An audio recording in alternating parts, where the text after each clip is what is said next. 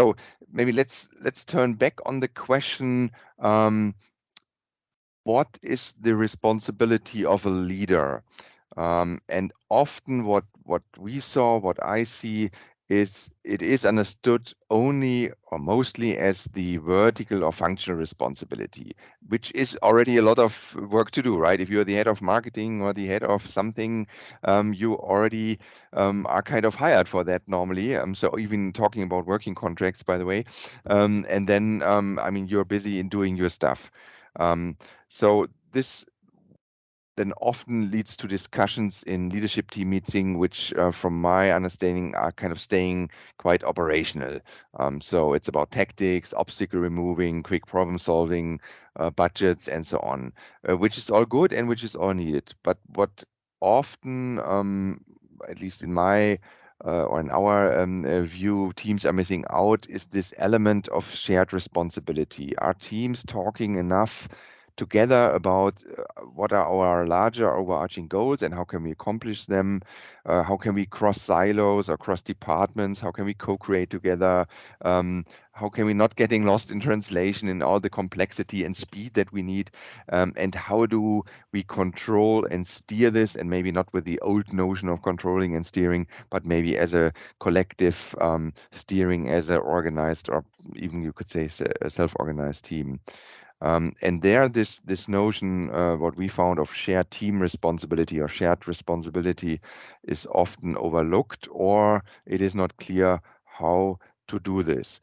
And maybe to the first question, what are maybe the elements of excellent teams or of this shared responsibility notion?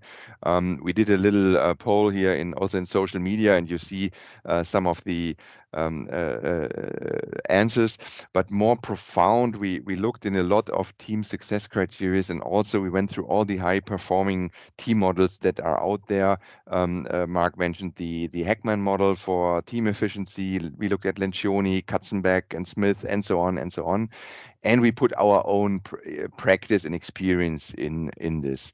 And what we found out, that teams kind of must get two things clear in this vertical alignment, sorry, in this horizontal alignment.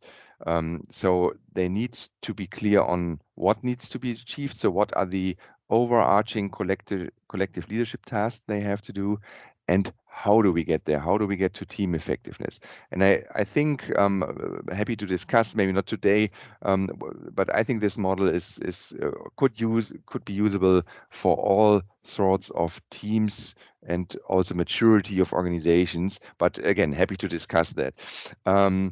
So looking at the what we see, that even these three topics here of are we clear on the direction? How do we coordinate ourselves, and how do we communicate and show up as a leadership team? Even these three what things are not often very clear, or they are not even there. And looking at the four qualities of the how, as we call them, accountability, alignment, execution, and relationship, also there is sometimes, let's say, different opinions about that. So if we dive a little bit deeper maybe into this model, or the model we came up with, and there you see the different elements then on the third level, so to speak. And let's just go through a couple of them. Let's just pick a few. As I said, I don't know how many teams I have met where they could not where I could not wake up the team members at night and they could me clearly state the strategic overarching goals, the collective goals of the whole leadership teams. Yes, maybe on a certain level, but to really have it in a crisp, concise, and compelling way ready, I didn't meet so many. The topic of org capabilities. So not the individual competencies, but what capability does our organization need? Call it lean, call it agile, call it digital, call it automation, whatever. And how do we get there? How do we foster them? This direction I have also not seen in many teams. Sorry, just jumped around here.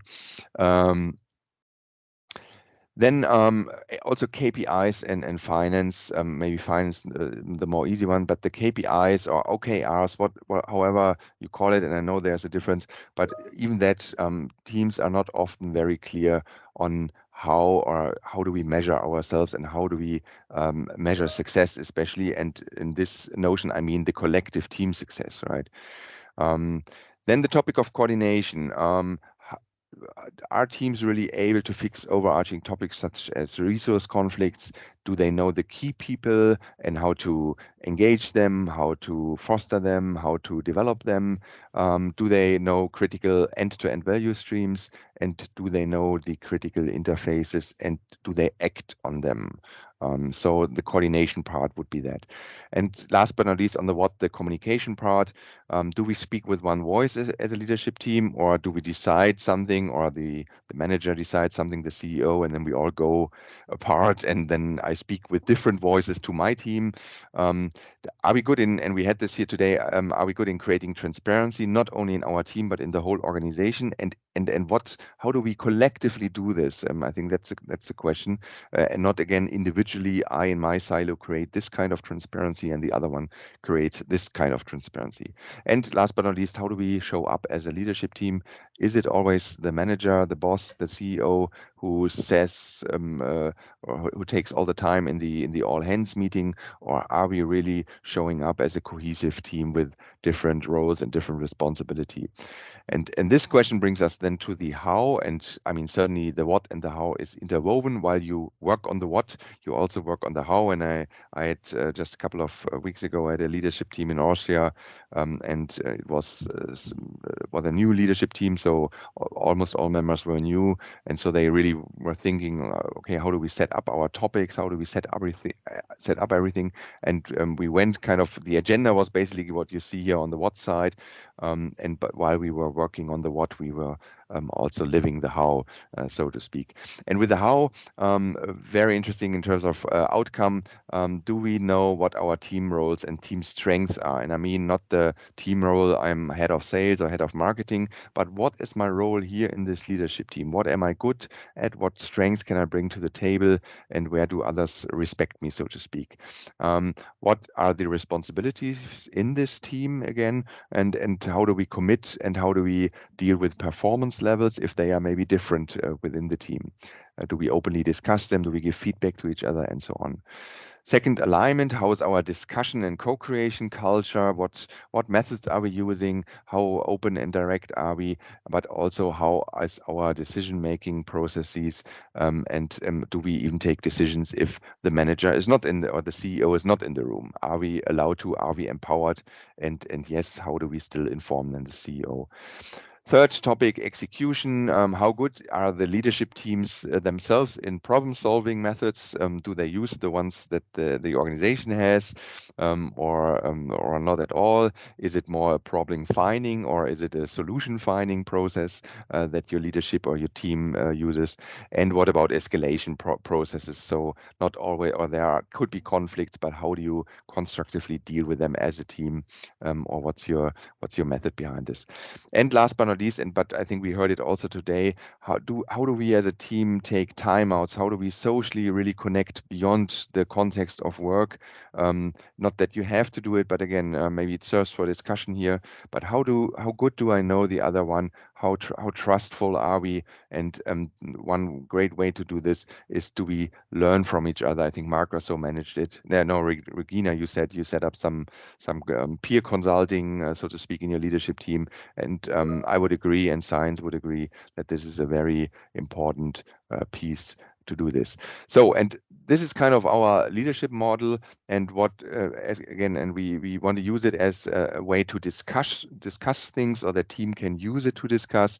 And what you could do if you want to, and I put in the chat the link to the assessment. You don't even have to write us an email, as stated here on the slides. You could use it, you could play around with it, with the questions behind that, and maybe find some new perspectives, and maybe already spark some interest through the questions. What you will get is, so on the left you see the how the assessment kind of looks like, and how the questions are presented. So it's always statements where on a scale from 0 to 10 you say how much true you find the statement for you, and in the report that you get out of this, you can dive into the results, and we give some hints certainly in the report how this could look like. And yeah, how this could look like, because again, we said a tool for thinking, for your own reflection, maybe as a leader of teams, maybe a tool to get also the team opinion, the team perspective on it. And that could be a first step if you want to take team development as a process and not just as a word of mouth, or how do you say it, just not just as talking about it, but really walk the talk.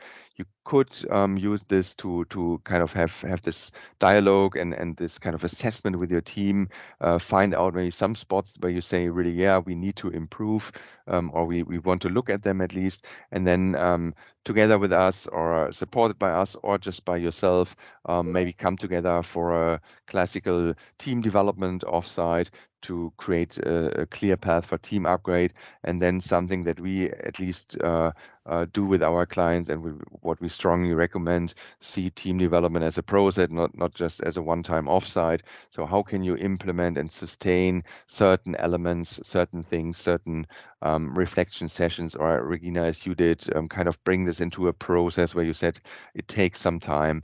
How can you implement and sustain this? And what you always can do then after 6 months, after 12 months, again, try to measure maybe as a team together with the picture and the perspective of the head of, but also the perspective of the team itself.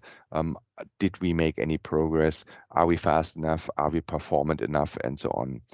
And these are, I think, what you see here on this slides are these situations and or maybe observations that you maybe had in the past, that you maybe have or have right now.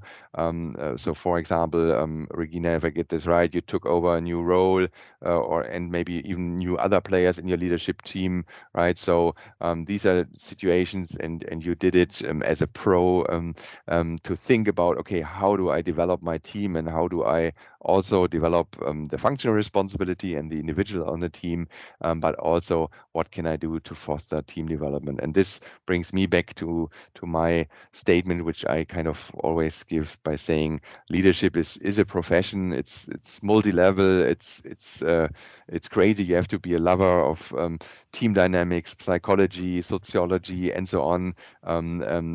But just you don't have to be. Some have really good gut feeling of just doing it and learning through experience. But I think that some kinds, these knowledge, this wisdom, these frameworks help. And again, if you could use any of the stuff we presented today, it would be great pleasure if you give us some feedback or just say how it goes and if you liked it.